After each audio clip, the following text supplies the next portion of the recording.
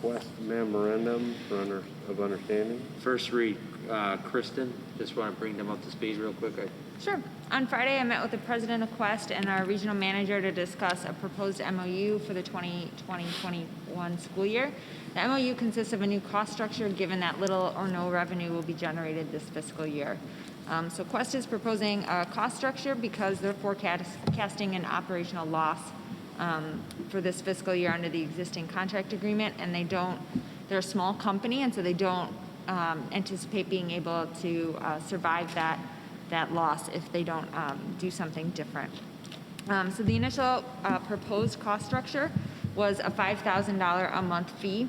And after meeting with Quest on Friday, the district, I was able to negotiate that fee going down to $3,000 a month, so that's more in line with the size of our district and the typical volume that we do in our past sales numbers.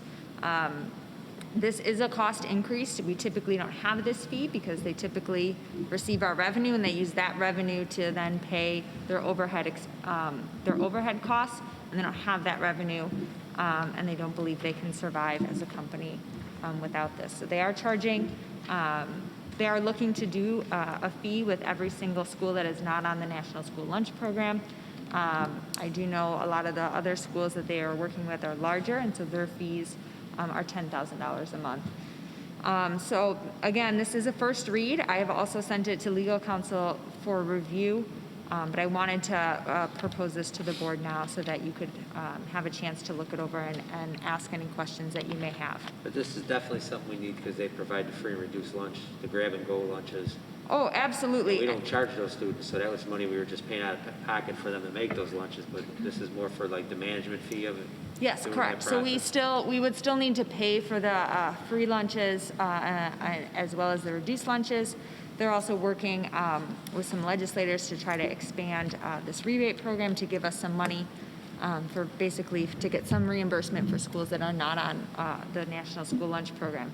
But yes, in the fourth quarter, they did whatever we asked them to do to make sure all of our students were given a lunch, no questions asked. They didn't charge us for anything other than the food and the actual labor it cost to make those lunches, and then they ate the overhead cost and the management cost because they had gotten revenue earlier in the year, and so they were able to sustain that for that one quarter. They don't believe that they're able to do that this fiscal year. I will say they've been great to work with. I've met with them on several occasions. They will do whatever the building administration and I deem necessary.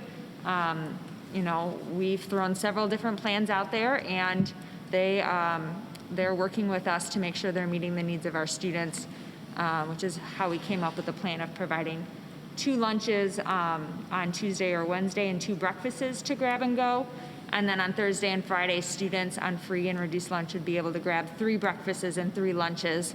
And we've talked about making sure the menus are different and that food, is something that can be sustained for 3 days. And so they've been a really great partner, and I would really like to see that continue if possible.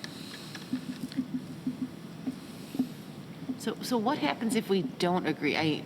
You sound like you have very, very strong positive words for them, but what if we don't agree to the MOU? What would be our next step? We would have to go back with them and I think negotiate something else. They understand that I made it very clear that could be a possibility, but that also this is not something that is going to be done overnight, and that it could take a couple board meetings to get to a place where we approved whatever it was. And they understood that, and they said they were committed to continuing to provide service in the meantime until we figured it out. And they expressed that they were confident in doing that too. So I would imagine there would need to be some sort of agreement. I'm happy to go back to them and talk about changes that the board would like to see. I know I did hear back from legal counsel, and they have some changes to the MOU as well. I haven't looked at those yet, but so I do anticipate some changes. Kristen, are we prepared? I understand they're doing this management fee, but we better, we do have a backup plan.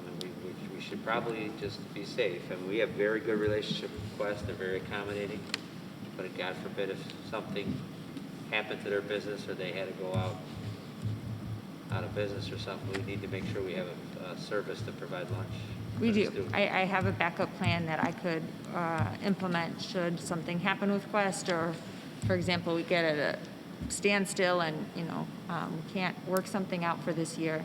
I do have a backup plan that I think would be able to come in and still provide service for our students. And I believe our feeder schools are relying on them as well. Correct. So Quest is still providing service to our satellite schools. Are they negotiating a management fee for the feeder schools as well? I don't believe so, because they are on the National School Lunch Program. And so this is for the schools that are not on the As National part of the School work Lunch for Program. the management fee we're negotiating to cover that satellite program? And if so, is there an ability to split some of that cost with each district, even if it's a small amount? I can certainly look into that. All right, thank you. It's an interesting idea, yeah.